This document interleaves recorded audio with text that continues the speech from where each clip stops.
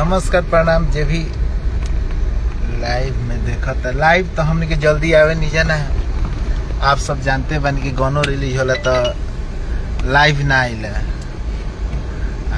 अभी हमने के रहनी है रिकॉर्डिंग में, लेकिन एगो भाई के हम लाइव देखनी है। अब उनका चलते हमारा लाइव आवे के पड़ल है। मैंने का चाहता रह कि कलम वलम ध के आदमी गोलियों बंदूक चलावे लगो। हाँ मन तोर तनी क्यों यार शर्म नाम के चीज नहीं खे कि काल तारा के बक्सर में जाके ज्योति चौक तू कहते रहे यार कि हम गोलंबर पर बानी। ई बताओ केहू जे भी बक्सर के रहे वाला आदमी होई, जे भी लाइव देखत होई, ज्योति चौक पर जाए खातिर गोलंबर से होके ही जइब आ गोलंबर पे ओने से आहू के बेरी गोलंबर पर होइए कइब। तो तू कहाँ रही यार? आ जब सब लोग आगे निकल गई करीब करीब हमनी के लागत कि भोजपुर पार कर गइल, तब तू का दिन लाइव आवता रह। हाँ तोर तनी क्यों अकल नहीं खे? ब्राह्मण हम तो सुन ले ब्राह्मण के 12 गो बुद्धि होला, तारे एको बुद्धि काम नहीं कर, सिर्फ एगो है लड़ाई झगड़ा। तुरंत कोनो चीज नहीं कहते एगो लाइव आजा पट देना। हमनी के गाना भी लिखत रही जानो, गाना भी लिख के और कोनो गाना बाजे लगला तो जल्दी आदमी लाइव ना आवेला। तारा शर्म तनी चुरुआ भर पानी में डूब के मर जाए के चाहे कि तुरंत खाली लाइव आवो आ गाड़ी देवल चालू कर। यार तारा घरे केहू ना देखेला लाइव होई तहार? हाँ बक बक खाली आके लाइव में बोल देवे कुछ हो। तारा ढेर अथी बा तो तू टाइम फिर ले लो एगो, फिर बोल कहाँ आई जा। तारा तोरा से ओजे मिलब जहाँ कहबे तहाँ मिल लिए। बोल यार तनी क्यों शर्म करे के चाही। माने हमनी के गीतकार ना है या साला दोसरा के लिखल गाना दोसर केहू गावल, तोरा तो ये बीच में बोल ही के ना चाही। तनी क्यों ना बोले के चाही? विशाल भारती का लिखा हुआ गाना है, खेसारी भैया गाए हैं, तो मैं तोरा बोला के का काम बा? ते अपन गाना लिख। हम कहते देखले बड़े केहू के, हम प्रेमी टीम में रहिला, कब सुनले बड़े केहू के विवाद में बोले कि एहू में ना बोलती, लेकिन ते कहले कि तोरा जो गीतकार अका कल बैठ के लिखे के। अरे अभी सीख, तू हमार गोड़ छू के गोड़ लागत रही। ए खाली और तू गाड़ी दिवले रही से एक आदमी, फिर भी हम तोरा कुछ ना, तोरा के फोन गई ते सुधर के लेके जाए तो चला हो गई। हाँ ये तना गलती करता कि अगर केहू फोन करी तो फोन ना उठाई आ तुरंत केहू के समझे के चाहे। प्रमोद प्रेमी केहू से बोले ले आज तक, केहू से आज तक भैया कभी बोलल हो तो बोल। आ तू तोड़ देना लाइव आ जा, तुरंत लाइव आवल जाला नो तो सामने आवे के औकात रख। कल पूरा बक्सर में केहू से तू कहतर कि हम गोलंबर पे बानी, रह तू गोलंबर पे। हैं केहू से 10 गो रास्ता बा ज्योति चौक पर जाए खातिर, एगो रास्ता बा गोलंबर मुखी ही जाए के बा और आहू के बा गोलंबर मुखी। आ एक घड़ी बक्सर में जाम लग जाता, लगभग गोलंबर पे भी 20 मिनट बानी जाए। खाली तोड़ देना लाइव आ जाए 2 मिनट में लाइव आके बुझाता कि ये थी जग जीत ले लो। सब केहू के बोले आवेला, सब लोग के गाड़ियों देवे आवेला, लेकिन लोग गाड़ी ना, सोशल मीडिया पर गाड़ी देवे के चीज ना है। तू बक बक कहतर के सामने बैठ के लिखो गाना, लिखा गाना लिखे आवेला। हाँ एगो आज तक गाना केहू के नया लिखन के एगो बाजल है गाना, तन बताइए तो कबो। हमारे जो 20 आदमी घूमे ले का करी, गाड़ी दिवाई यह काम बा? चोटा कहते का तनी मुनी सेंस ब्राह्मण के नाम पर तू साफ कलंक हो यार।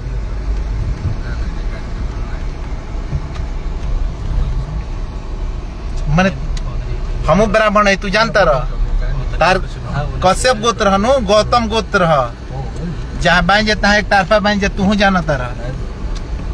ठीक नु? आ 3 13 कहत रहनु तो हम 3 में आइला, तू 13 में आवेला, इहो जनी है। तारा के ना सोचा था ज्यादा हटाओ, तू कपार पे चढ़ गई बड़ा। हाँ तोरा तनी क्यों सेंस नहीं खे? सेंस कि ना बोले के चाहे, गाड़ी ना केहू के देवे के चाहे, खाली गाड़ी देवे के तुरंत आके। आई ई चोटा के देखो, सुबह उठ के ना तो ही हंस के लाई। अरे ये कौन सा बात हुआ? जब आदमी को बोला ले लो लाज शर्म हले। अरे 1 घंटा पहले ले पोस्ट भई रहे नो कि सब लोग बक्सर आवता है, तो तू घेर तो बीच में कि ओने का जाए बहरिए सिवाने में फरिया लिया। तो केहू तारा घर में ढूक के गेल तब कहतर कि भाग गिल लो माने लाज ना लगल है कुली कहत हमनी के नहीं खींचा बोला छोड़ा जाए तो हम बोलती ना तार लाइव देखनी है तू बहुत गलत वर्ड बोल रहा है तनी सेंस सीख बोले के तरीका तार लाइव चलेला नो तार लाइव हम देखनी है ओमे आधा तार के आदमी गाड़ी देख लिखल है तोरा के 90% तोरा के गाड़ी आदमी यार लिखेला हमार अरे भी हम जल्दी ना केहू के मारी ला लेकिन हमनियो के कलम चाहे दिन धो लेम छोड़ रख देम नो तो दिन यही पे उतर लेकिन हमनी के लिखे आवेला तारा लेखा बक बक करे ना दिन भर तू गाना का लिखत हो जब दिन भर बके बके ठीक कहले सके तारा ना लिखे आवेला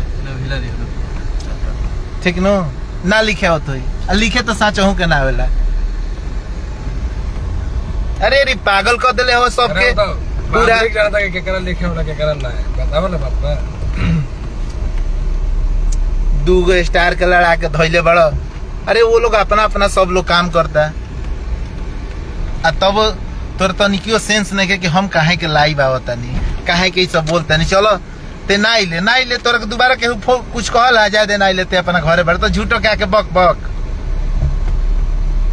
सेंस सीख आ लूरी से रह ना तो अभियो तारा मन होके नु तो तू दे द टाइम आ फिर तोरा जरूर मिल जाई पटना कह पटना जैसे तू गीतकारे जोरे बाड़ तू हमारे से कौन चीज में 20 बाड़ तू हमारे ले लो ना तू कौन चीज में हमारे से 20 बाड़ हमनी के समाज में रह नहीं जा केहू से बढ़िया बोले ना तू हमारा से बरियारो ना हमारा से होकबा इहो जान ली तू हमारा से ना बरियार होकबा ना बढ़िया हमारा से लिखबा ठीक नु आ धनो में बन तू 50 बीघा ही कहेला नु आके बिहिया में पता कर ली रोडे पर बा 50 बीघा रोड पर तू पता कर ली तू का ते पता कर ली है यार का हम कहें रिस्पेक्ट ये हमारा के गोड़ छुए गोड़ लागत और सामने पटना स्टूडियो में गोड़ छुए गोड़ लागत अरे का कहें भाई पागल हमनी के गाना आवेला नो गाना रिलीज होला त आदमी लाइव ना आवेला आई शुरू से गाड़िए देखे काहे तब फॉलोवर बढ़ी है पैसा बना रे ई सब फेरा में हमनी के ना रह जा समाज ठीक ना बता दिए का चाहिए का है साफ लतखोर है इसको लाज भी नहीं के लागत कि कल बक्सर में जाके हैं तोरा को उजाले लाइव आके वही गोलंबर मुखिया बन जा तू कहाँ बाड़े आ सब लोग आ गए तो कहतर कि हम हो जा रहे बहुत एकदम माथा पागल मत करो ना तो बहुत सनकी है तू जाना तारा ठीक ना बता दे भैया यार तुम ब्राह्मण हो हम ब्राह्मण है बहुत गीतकार आशुतोष भाई ब्राह्मण है आर पंकज जी ब्राह्मण है आधा गीतकार भी ब्राह्मण बड़े लगभग भोजपुरी में हमारा बुझा तक आधा गीतकार हमने के ब्राह्मण बनी जा लेकिन केहू आज तक ले बोले ले बा हाँ तू तो क्यों तड़ देना लाइव आ जा ही लाइव में मर्द हंसे लाज ना लगेला बिना मतलब के ऐसे अभियो टाइम बा सुधर जा इज्जत अपन बचाव ठीक नो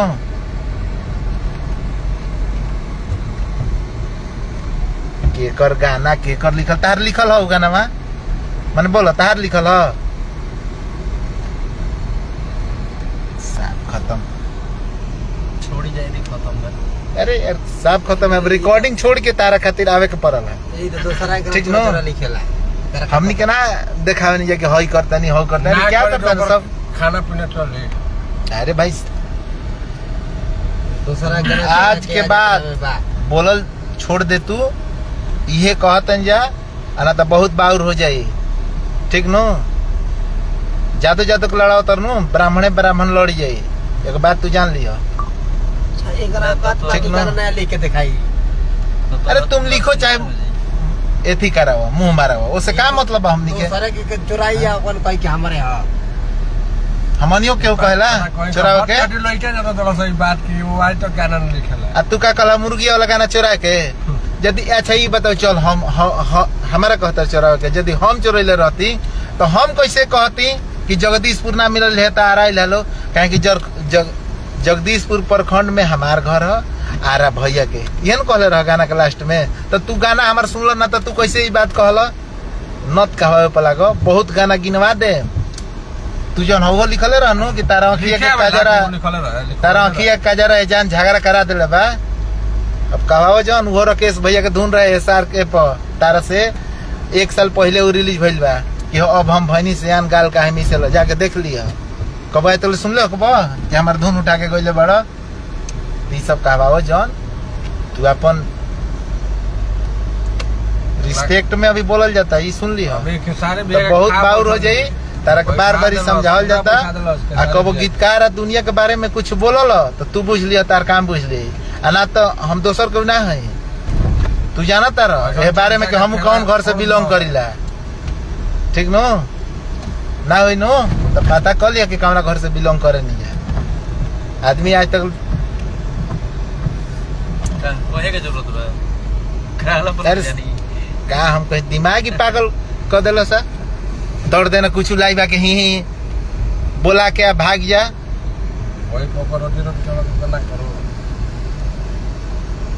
आदत छोड़ दे बबुआ न तो बहुत बाउर हो जाई नरसंहार हो जाई तोरा का चेता दे तनी ठीक नो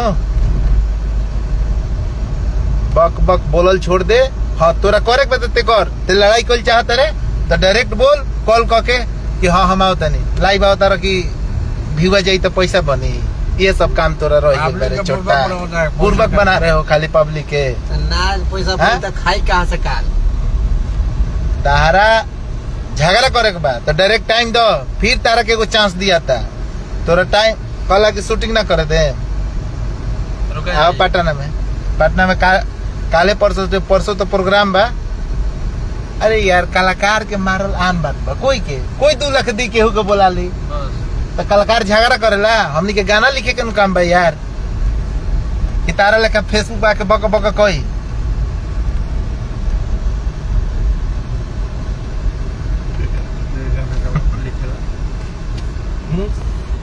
सबके सब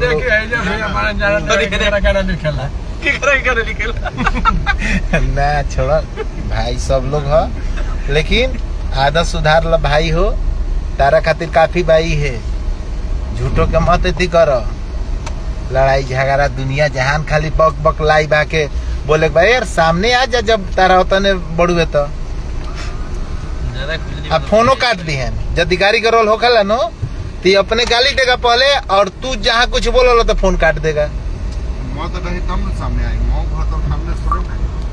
ऐसे आदत सुधार लो कश्यप जी तारा खातिर जी अब अभी देखिए रिश्ते इसको जी आ रहा है ठीक ना कहे कि हमनी के रियल ब्राह्मण है जा हमनी के जन बोले नहीं जानो ओकर बाद लोग सुन के कि ना भाई कहो ऐसे आदत सुधार लो तारा के तोरा के चेता देनी आज के बाद गीतकार अच्छा केहू के बारे में काहे बोलबे ते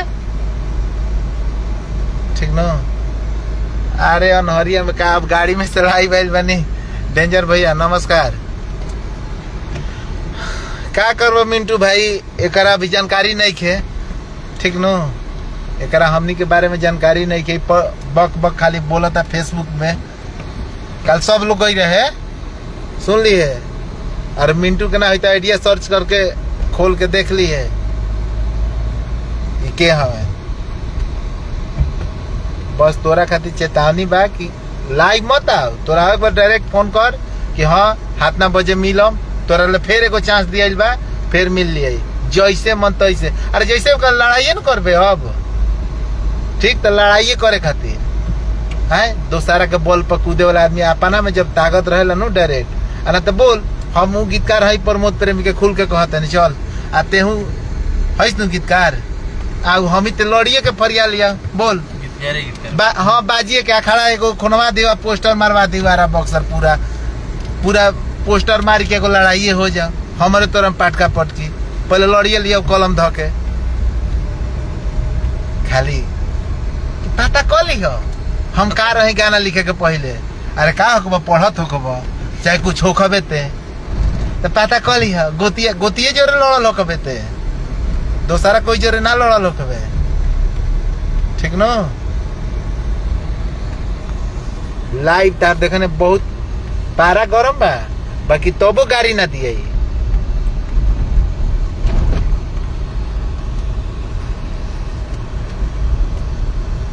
सही बात।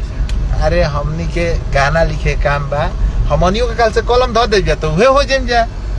10 गो लड़का लेके हमू घूमे लागब। अरे हमनी के लड़कन के कौन काम बा? ठीक नो, हमनी के लड़कन के काम नहीं के। हमनी के गाना लिखे के बा, रिकॉर्डिंग करावे के बा, गवावे के बा। हैं ना लगे वीडियो बनावे पता कर ली है। 10 गो लड़का गिनवा दे के बाजल बा। ठीक नो, बाकी तोरा से एको ना केहू बाजल होई।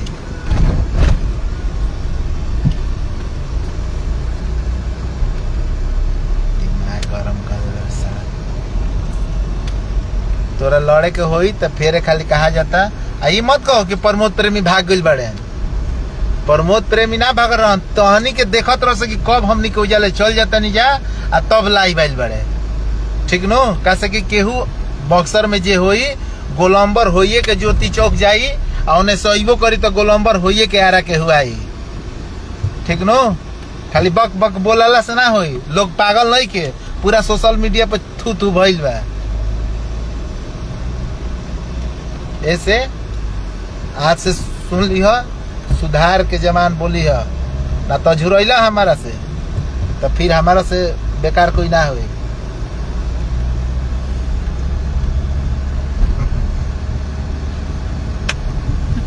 क्या कहें? चलिए ठीक बा। आप सबके हमनी के तो लाइव जल्दी आवे नहीं जा, लेकिन एक चलते लाइव आवे के पड़ा। देखो भाई जी ट्रेन में टकैती करत रहे। हाँ, हो सकता कहेला, खुद कहेला। बक्सर वाला चोर होइबो करला सर। ना बक्सर कहाँ के? बक्सर तो हमारे खुदे घर है। चलिए आप सबके प्रणाम बा। लाइव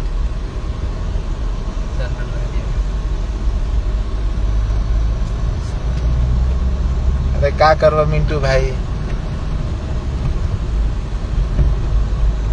अरे अनमोल रतन जी, आप जानते बानी कि हमनी के जल्दी झगड़ा ना कर चाहे नहीं जाए ना तो झगड़ा। अरे केहू कलम ध के केहू झगड़ा कर ली केहू से।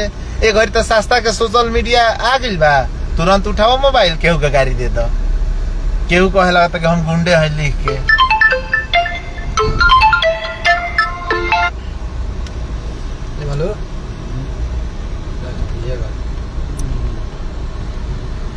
आज के बाद बोले के ढंग सीख ली है, बता देना।